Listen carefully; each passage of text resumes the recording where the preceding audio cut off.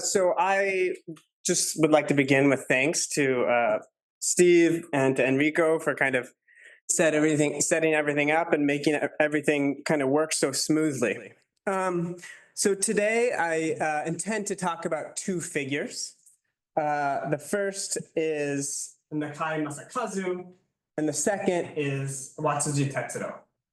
And this PPT is going to be interactive. So if English is your second language, a lot of the text will be up here for you, and I'll try and go slowly. And so really my goal today is to show how Nakai discreetly yet decisively challenged Watsuji's theory of space and the spatiality of existence from the perspective of mediation and new media technology. And in particular, we're going to spotlight Nakai's engagement with Watsuji's famous theory of man's relational in-betweenness, or aidagara, from the perspective of new media technology, and Nakai's critique of the negative relation between individual and totality that underlies Watsuji's holistic theory of socio-historical development from the perspective of mediation. And we're really going to be located in the early 1930s and late 1920s, and then we're going to make gestures towards the late Inkai Noronri towards the end, so 36. And this is just kind of a brief outline. We're going to spend the first 15 minutes, maybe 10 minutes, talking about Watsuji and his theory of relational in-betweenness and his theory of socio-historical development, and then Nakai's critique of these concepts. There are a couple of preliminary points I would like to make. First, that for this talk, I am taking from and greatly expanding upon an article I recently published in Philosophy East and West entitled Climate and Its Critics, and there were great spatial limitations, so I was only able to devote about 2 pages to Nakai in this piece. To say a bit more, because I think this will help set it up, this article is divided into 2 parts. A historical consideration of Watsuji's theory of climate and its 4 vectors of development, which goes through manuscripts. I won't go into too much detail here, but Japanese and East Asian cultural history, his indebtedness and his development of hermeneutic phenomenology across manuscripts. Important to our talk, his theory of relational in-betweenness across manuscripts, and his holistic theory of socio-historical development via negation.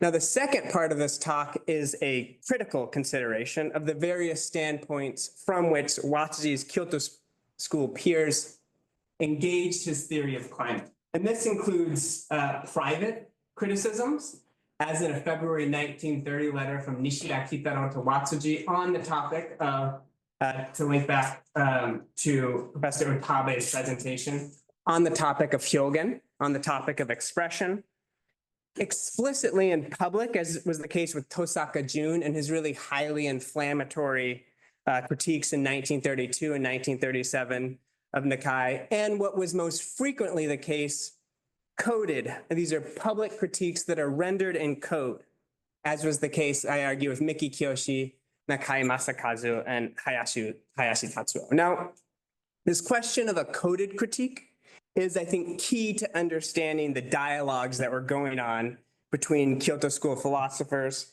and that's key to understanding the Kyoto School as a whole. Now, this is a question of methodology, and here I'm drawing from Professor Michael Luckin, who's joining us, who notes an absence of reference to local authors in the texts produced by Japanese philosophers of the time.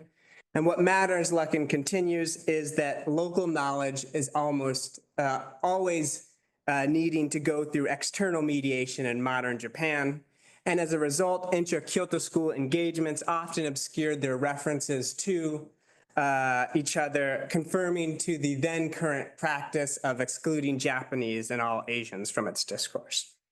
We might add to Professor Luckin's analysis the widespread practice of not criticizing your mentors, the breaking of which forms a taboo that continues to kind of structure our understanding of Kyoto School philosophers like Tosaka and Tanabe Hajime today. And the point that I'd like to develop and build upon this is using this as kind of a methodology to uncover and spotlight hidden debates that are going on within the Kyoto School. It's kind of with these power dynamic in mind that I think you can understand Mickey's discussion of Nishida-inspired ideas like basic experience as engagements with Pascal, Bergson, Heidegger, and Marx, and as is going to be central for our discussion today, Nakai's understanding of Watsuji-inspired ideas like betweenness as engagements with the work of Lukács, Heidegger, and Karl. And so what matters is that instead of directly challenging their mentors, Kyoto School philosophers often went through external mediation with Western scholarship, opting to criticize the Western philosophers and texts with whom their mentors engaged, rather than engaging their mentors directly. And this allows them to subtly yet legibly engage the philosophical foundations of their mentors' philosophy without breaking social norms. So with these preliminary remarks in mind, I'd like to move to the first part of our talk, Watsuji's theory of aidagara. Now, to understand the introduction of relational in-betweenness into Watsuji's theoretical lexicon, there's really two texts that are kind of central here. His 1931 copy of Ethics and his 1934 Ethics as a Study of Man. And Watsuji first develops the social dimensions of this phenomenology in his 1931 text, claiming that our intentional directedness at objects does not presuppose an independent I, but an intentional directionality that belongs to communal intentionality, so that we ourselves are discovered in relational betweenness. And so Watsuji turns to philology to develop the socially relational theory of man, extending to Japanese what Heidegger did for Greek and Latin. Watsuji pursues terms like watashi, self, ningen, man, yononaka, society, and seiken, society, in interpersonal and socio-communal registers. So his big example is, as we all know, ningen, which in contrast to allegedly individualistic terms like anthropos, homo, man, and mensch, these are allegedly individualistic. Watsuji reads ningen via the dual-layered significance of society and individual person.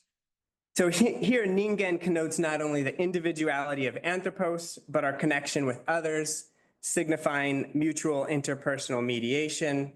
Thus, the character Hito allegedly depicts two people leaning on each other, reinforced by the character Aida, which connotes spatial betweenness, extending mutual mediation out onto the social level. But this is not merely interpersonal. Ningen, and this is a quote that I don't have on the slide, is not only the space of the individual, but also the spatial betweenness of the self, the other, and of people within society.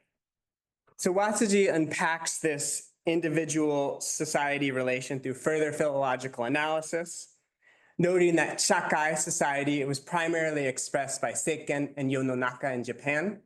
And as an active relation, yononaka certainly entails a sense of the expansiveness of aida and naka.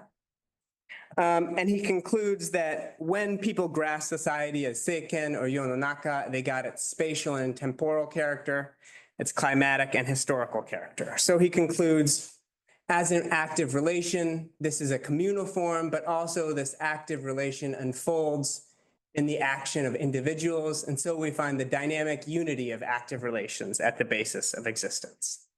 And so here, individual person and society connect within a dual-layered structure in which man is neither sheerly individual nor entirely social, but the dialectical unity of these two. And this is connected to the second part of our talk that Watsuji develops out of this theory of aidagara, his theory of socio-historical development. And Watsuji unpacks relational in-betweenness qua the dialectical unity of man in terms of what he calls at the bottom here, the movement of negation of absolute negativity, which amounts to a negative movement between individual and totality, and which is the quote, and which is the structure of socio-historical development. And he outlines this in his Ethics overwhelmingly, as well as in his theory of climate. We're going to look at a quote from Ethics where he says, "Man has its being in the very movement of becoming a whole by virtue of its being an individual." And so the ground on which this movement arises is absolutely empty. It's absolute negation. the very movement of absolute negation that negates itself and becomes an individual, and then further negates the individual to return to its whole. And he says this is constitutive of relational in-betweenness. And so the idea here is that relational in-betweenness reveals the spatial structure of man.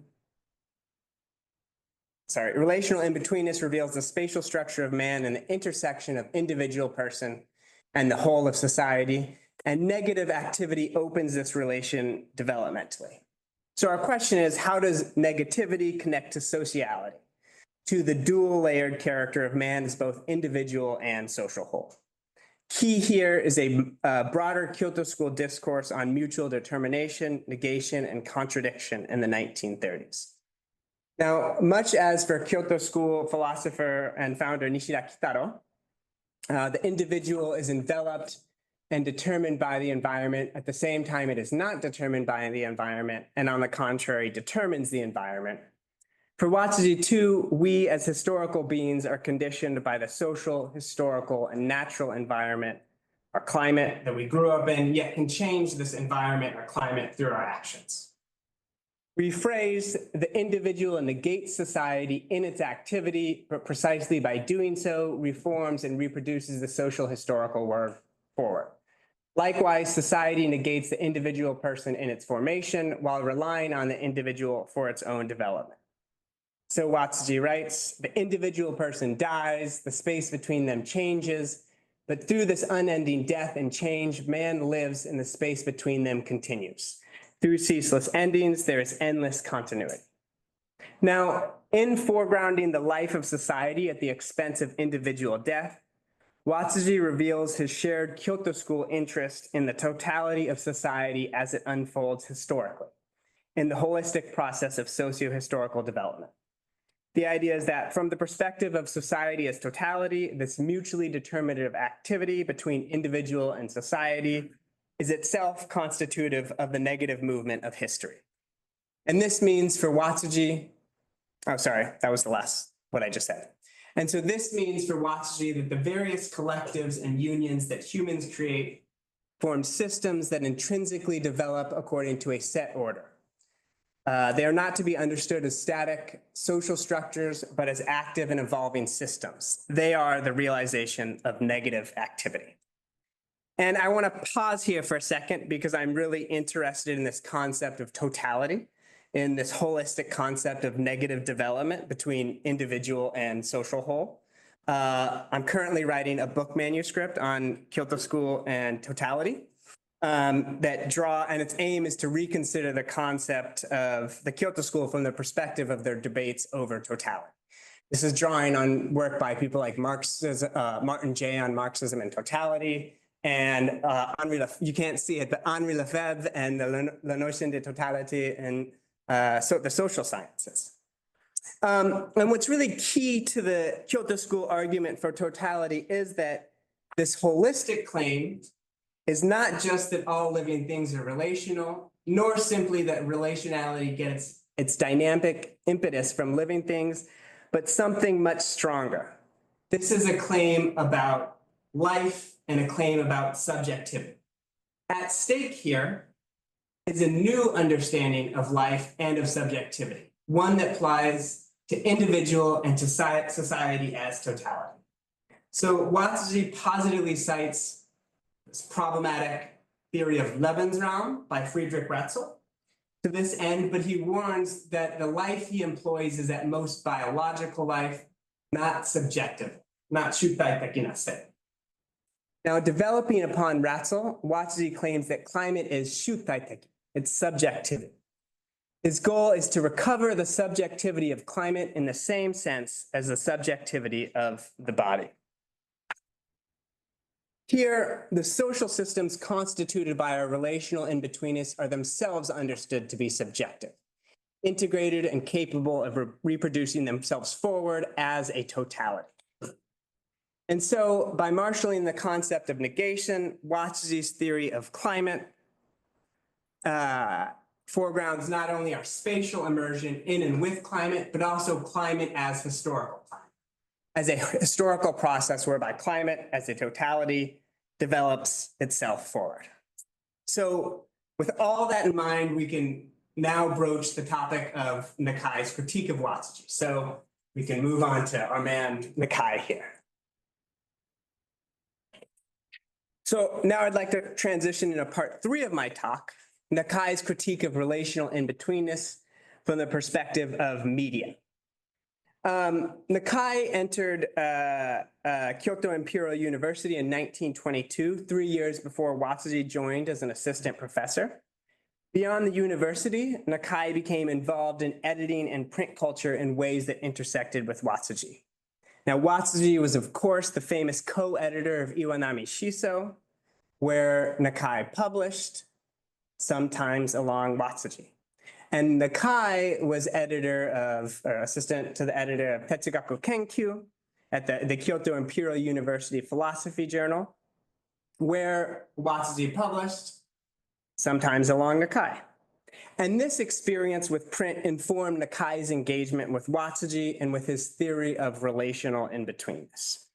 Key here was an earlier text that is not often discussed in connection with Watsuji, his translation of the Irish classic scholar Samuel Butcher's Some Aspects of Greek Genius. Now, Butcher's writings seem to have been important to Watsuji as he becomes involved in 2 translations of Butcher. First, he makes the translation of the standalone chapter, The Written and the Spoken Word, in 1920. This was carried in the journal Shin Shosetsu, volume 45, issue 3. And then he returns to the work with Tanaka Hideo to produce an almost full translation of the full volume in 1924, published by Iwanami Shoten. The fact I want to point out that this is a translation should not dim its significance. In fact, the line between translation and original scholarship, the issue of so-called plagiarism, as Watsuji's co-editor at Shiso, Hayashi Tatsuo, called it, was rather murky in modern Japan. Just prior to his translation, well, a bit prior, Watsuji wrote and published Pioneers of Symbolism, William Blink, in Teikoku Bungaku, which I say draws heavily, but is an almost word-for-word translation of a chapter from James Hunniker's Egoist, A Book of Supermen, the chapter Mad Naked Blink.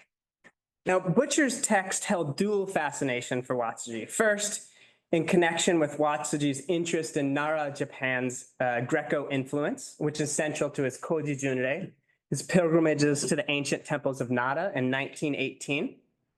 And second, this text is important as part of a larger assumption that the Greeks flourished in part because they resisted some of the odious revolutionary consequences found in the transition from the spoken to the printed word. The idea is that while Watsuji was by no means disinterested in the written word, as his commitment to philology shows, he largely treated Japanese characters as the crystallized expression of a more fundamental dialogical back and forth that is truly expressed in face-to-face interactions, as we have seen with his analysis of Hito. And Watsuji's fascination with Butcher speaks to his own predilection towards face-to-face spoken word interactions. Embodied by Watsuji's grounding socio-historical development in relational in-betweenness and phenomenology, with the consequence being that, in Watsuji's own words, a bodily connection is found wherever there is relational in-betweenness, and so relational in-betweenness obtains whenever one body is connected with another body.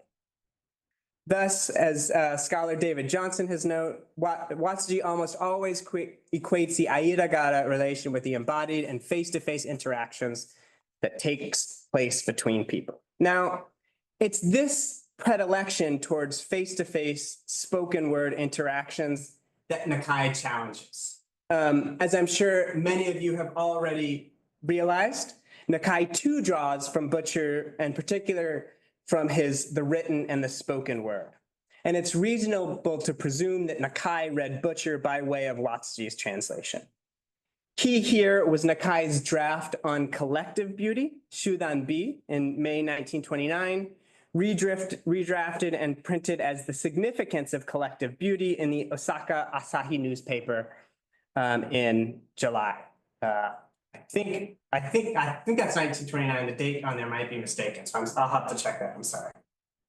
Reading Watsuji's translation of Butcher against the grain, Nakai took interest not in the spoken word, but in its co-constitutive depiction of media and social transformations. So Nakai made two innovations here. First, Nakai creatively pushed Butcher's linguistic revolution into new media domains. So where Butcher goes from the spoken word to the written word, Nakai charts this forward to the printed word and the electronically transmitted word of radio and telegraph. Second, Nakai tracked social revolutions in line with each of these media transformations, the public of the printed word and the collective, the shudan, of the electronically transmitted word. As for the public, Nakai argues that while prior to the printed word, there were people, assemblies, and delegations, he is clear there was no public in the Middle Ages. For Nakai, the public came into being for the first time in the 18th century with the invention of new breakthrough print technology. So key to the public is the directionality of participation. In contrast to the written word, where a small privy council hoards a select few volumes and manuscripts, Nakai identified the printed word with identical content and expanded delivery so that you have a social public of contemporaneous readers of the same newspaper and of admirers of certain fashionable novels. More than the print public, however, Nakai's interests lie in the collective organization achieved with the electronically transmitted word. Here we find a heightened sense of speed and simultaneity among the addressees so that everything on this round earth is felt simultaneously. The speed of electromagnetic waves is at the same time the speed of the transmission of thought. So Nakai has in mind audible broadcast media like radio, in which scholar John Durham Peters notes, a collective is united in time but dispersed in space, all attending to the same thing at the same time. Now, electronic transmission also allows for greater reciprocity to emerge in its audience. Shifting to two-way radio transceivers, Nakai points to the interchange of radio waves that facilitate the mobilization of a squad of airplanes, a fleet of battleships, and even the formation of a large battalion crossing land and sea. So here, speed, simultaneity, and reciprocity coincide in new levels of coordination, cooperation, and connectedness that outstrip publicity. This perhaps finds its clearest expression in Nakai's writings on the material collective character, carried in issue 8 of his coterie magazine, Bihihyo, in May 1931. Now, for Nakai, the material collective character that is constituted by the social collective character is mutually projective and equivalent. Therefore, this material collective also carries a reverse invocation for the social collective character. In effect, Nakai's claim is that filmmaking, for example, is not only a collective collaborative production among actors, directors, film crew, and studio executives. The material conditions of film, camera, lens, film stock, are here themselves to be the product of of collective collaboration and can be said to record the social conditions of their production. And Nakai's claim here about the material and social collective character is quite radical. He says, lens, vacuum tube, film, in their very character, conform themselves as if they belong within physiological activity. Now, with the advent of new collective media technology, Nakai argues that human sensory domain literally extends out over the technological media being employed, making it so that the collective character of new media technology penetrates the senses themselves. These technologies are, so to speak, the nerve tissue of the social collective character.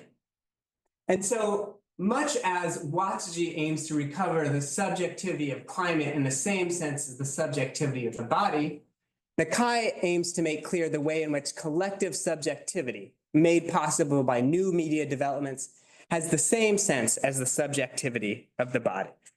Now, upon this background, Nakai's writings reveal 2 points of criticisms regarding Watsuji's incorporation of Butcher into his predilection towards face-to-face spoken word interactions.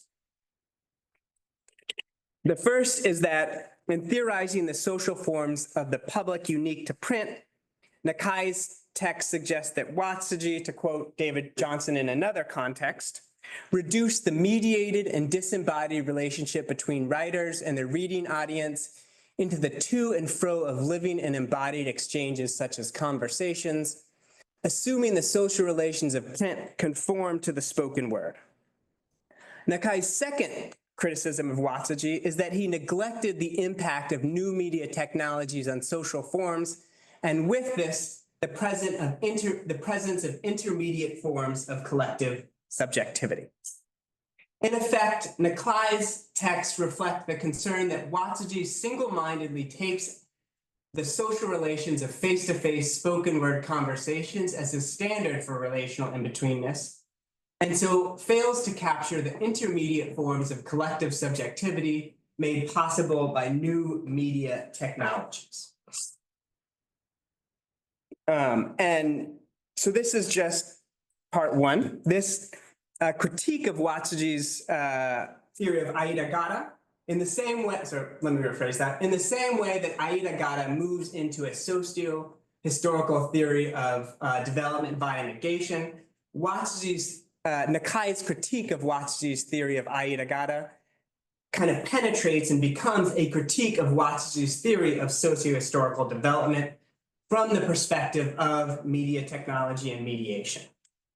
So now let's move into the fourth part of our discussion, Nakai's critique of Watsuji's theory of relational in-betweenness, Nakai's critique of Watsuji's holistic theory of socio-historical development from the perspective of mediation. So in part three, we said there's a media component underlying Nakai's critique of Watsuji, but he goes even further than this. For Nakai, Watsuji is not merely inattentive to media technology. More fundamentally, Nakai suggests that Watsuji's theory of socio-historical development lacks any sense of mediation between individual and social. Making his challenge of Watsuji nearly explicit, Nakai warns of scholars who adopt the language of betweenness, aida, to investigate the problem of historical collectives. Key here is his September 1932, The Structure of Rhythm, carried in issue 21 of his coterie magazine, Bihihe. So in this article, Nakai agrees with Watsuji that the meaning of betweenness in Japanese is compatible with the spatial domain and the social domain, as with the term nakama, or friend. Nevertheless, he cautions that in this reading, the collective phenomena of ontology possess the structure of man, and the problem of historical collectives already carry an individualistic form. And a claim that he's making, and this goes back to my earlier point with regards to Professor Luckin's methodological point, he makes this point against Karl Loweth and George Lukács, but I think his target here is really Watsuji.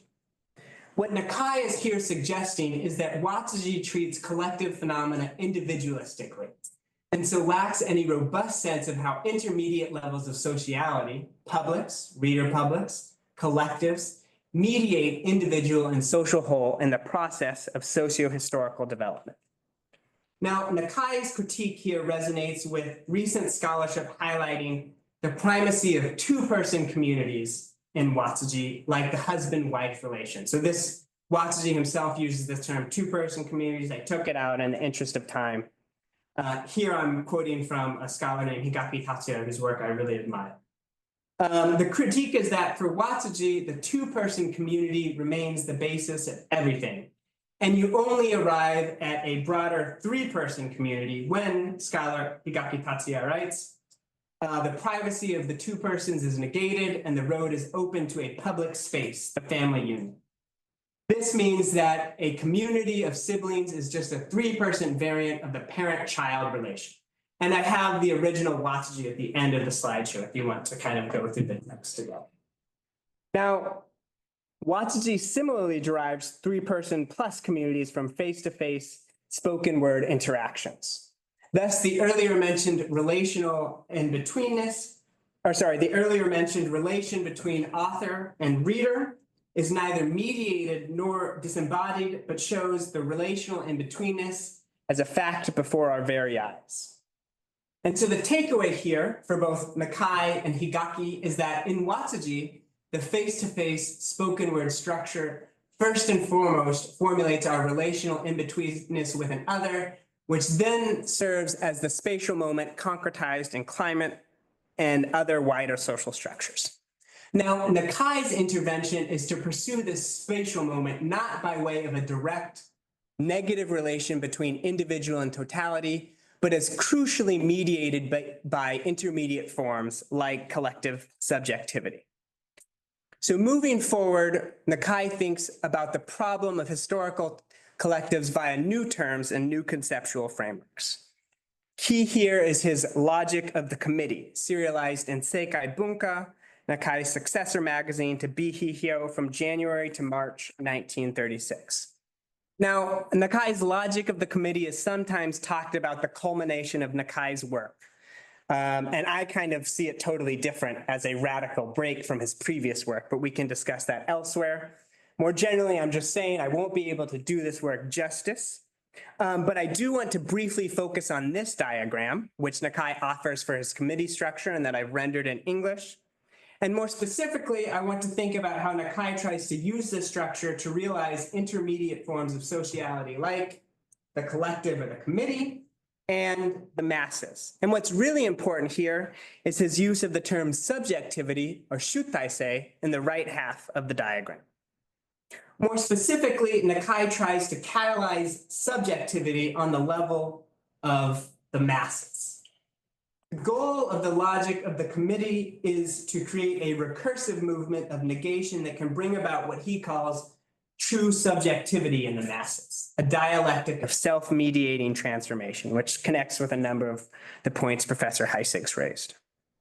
Moving forward, Nakai continues to think the problem of historical collectives, that is, the collective subjectivity of intermediate social forms like the committee and the masses, with media developments in mind.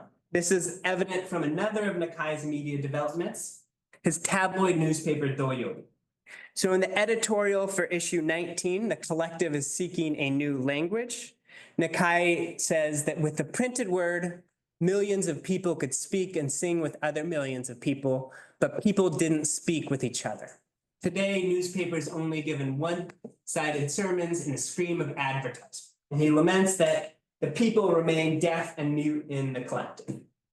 He continues, our Doyobi, this new media venture that he's embarking on, is new in that the readers become the writers.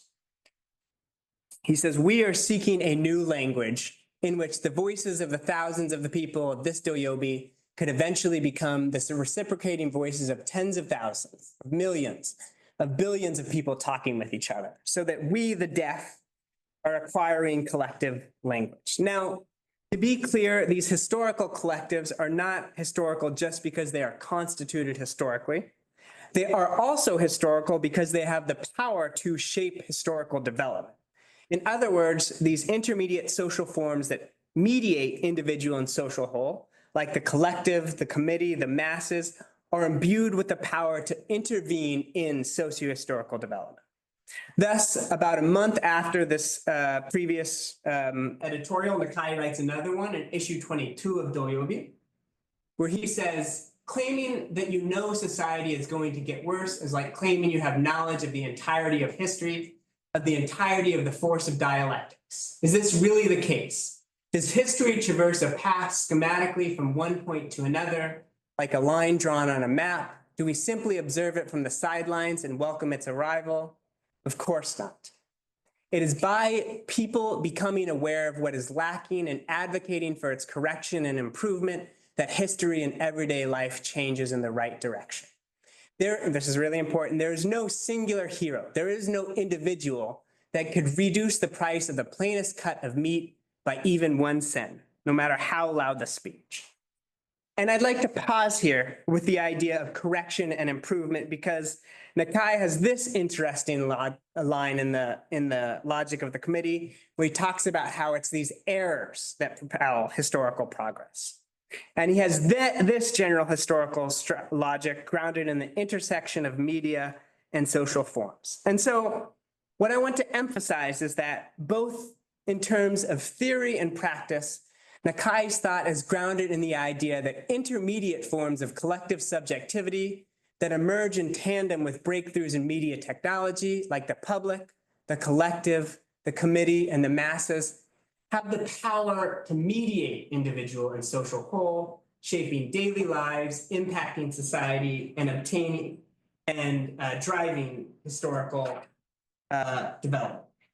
And by way of a final point, I'll note that Nakai's emphasis on the co-constitution of media technology and social forms, his foregrounding these intermediate levels of collective subjectivity, and his commitment to the idea that these intermediate levels of collective subjectivity can drive historical development, be it in the logic of the Zene and the vanguard that we find in his writing on sports and art, or the logic of Inkai that I think we find in Inkai no Ronri, and I would argue is a totally different view of collective subjectivity.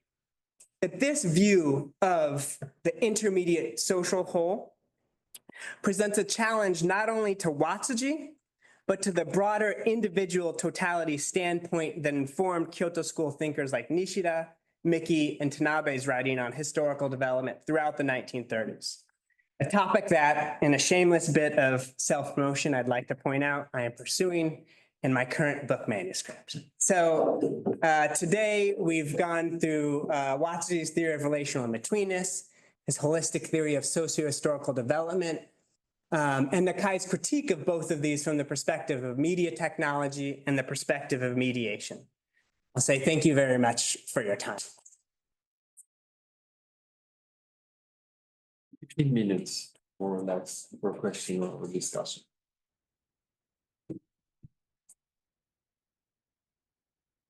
Yeah, this one. Thank you very much for your presentation. And sorry, in a very good way, I thought, especially your, let's say, this matome in the end. Okay. I think it felt very. If I were your student, I would appreciate it. You're all my students for the past 30 minutes. Okay. So, and I see when you say that in a way, Nakai is kind of criticizing paper or printed media or newspaper and stuff.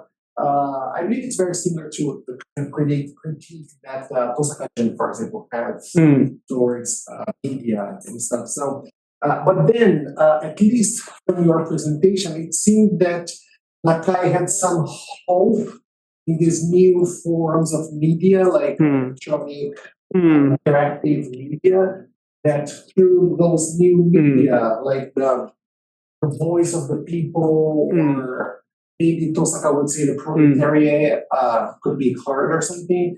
Was he aware in any way, or was he afraid that this kind of I don't know if Nakai goes so deep in his narcissism, but was he aware that, or was he in any way like afraid that the elites or that the bourgeoisie could take control of this media as well, or does he say anything about it? Because if I remember well, Osaka, he was hopeful, but at the same time he was aware that the bourgeoisie like to take control, or the fascists use it. So what about thank you so much. So this gives me things that I was hoping to touch on and I couldn't. So one key point is Nakai uses this term social collective character. He uses the term seikaku.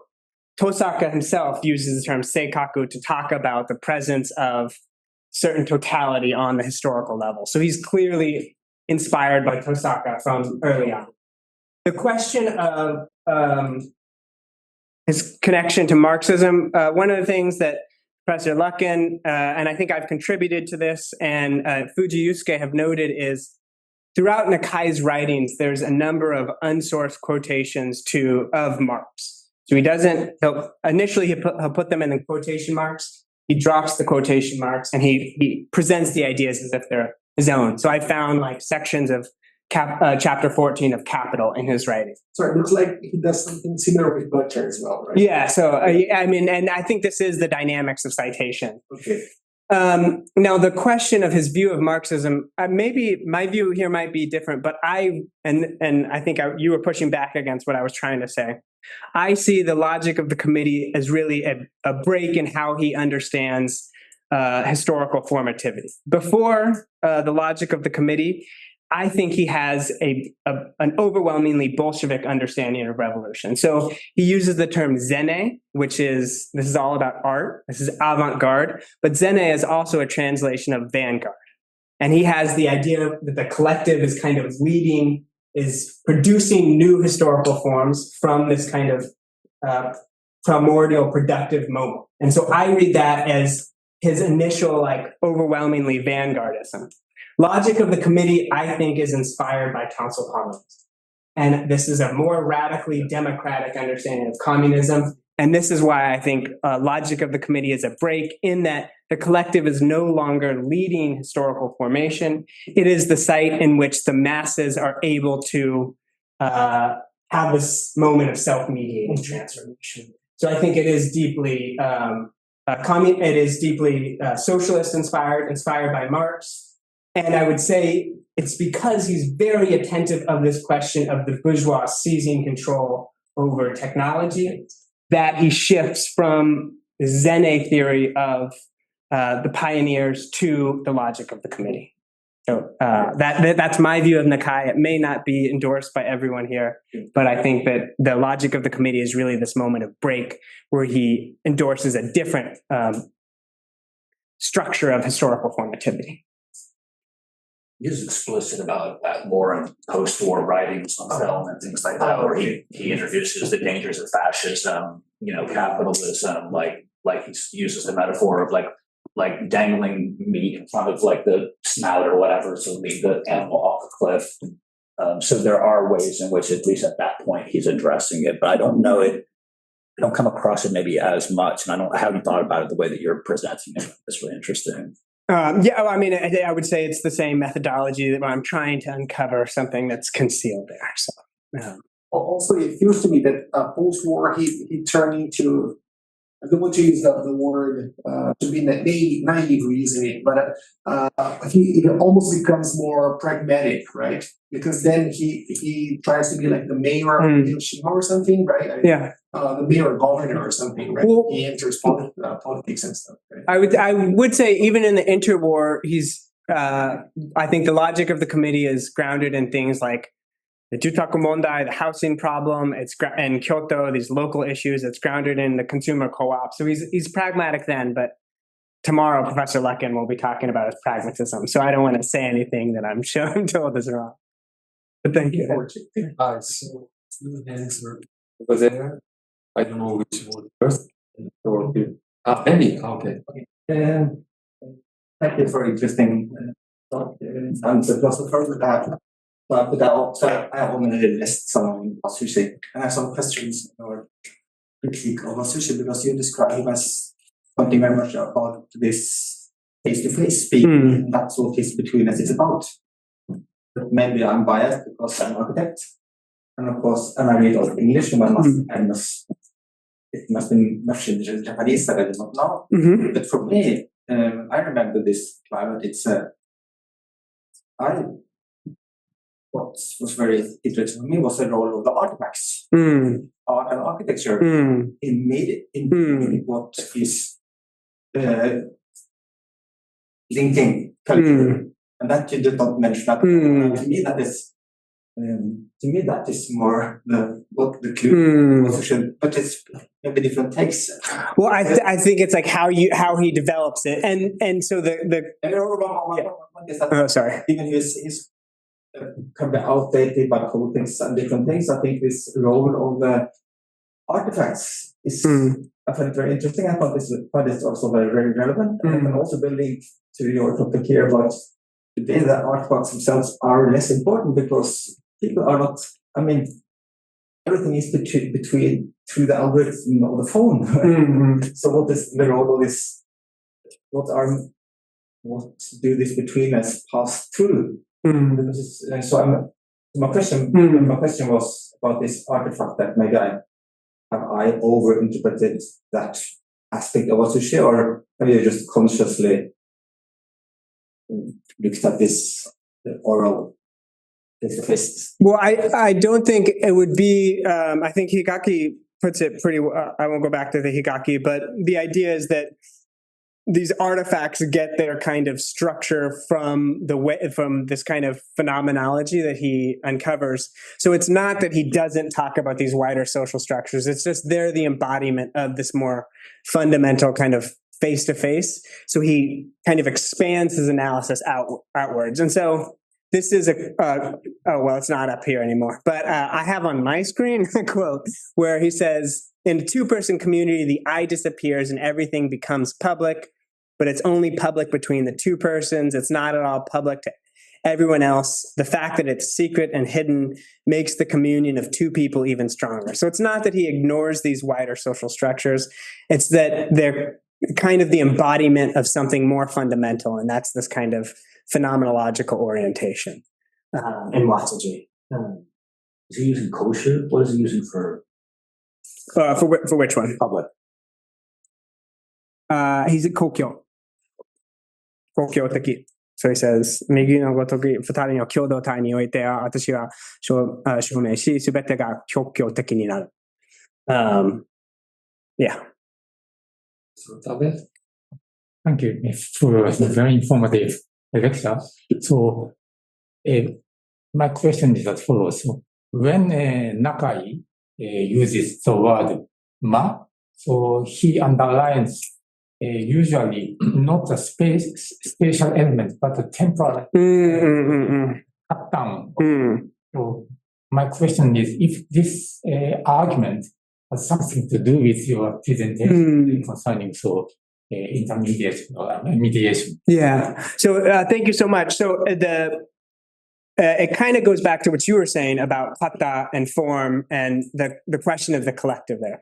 So the ma it's spatial, so it's collective, but it's also the formation of the collective allows for this kind of new form to emerge that exists outside socio-historical structures. And that is what allows new ways of perceiving, conceiving, and acting in the world, and is why the aesthetic experience is so crucial. So it goes back to the now, this kind of rupture of difference. And so the spatial connection is itself what allows for this kind of space-time of otherness that can intervene in socio-historical formation. I think that's a lot more in his early writings, but I do think that that there's a temporal dimension and that's what allows it to intervene in socio-historical formativity. And that is something I should have talked more about in the talk. So thank you so much.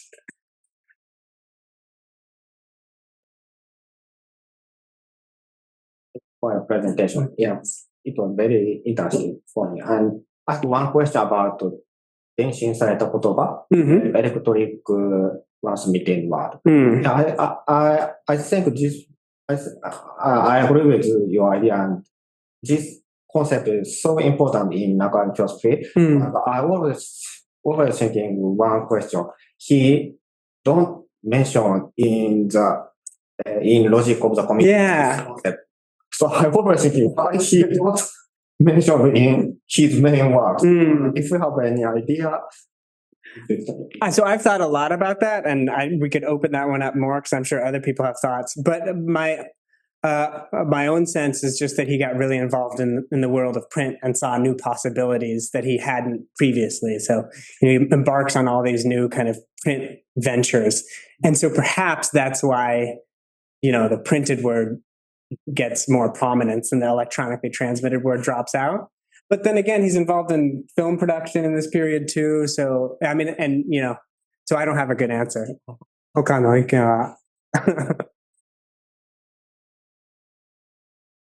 Thank you very much. I think it's time to close the first day of the Nakai's workshop. Thank you.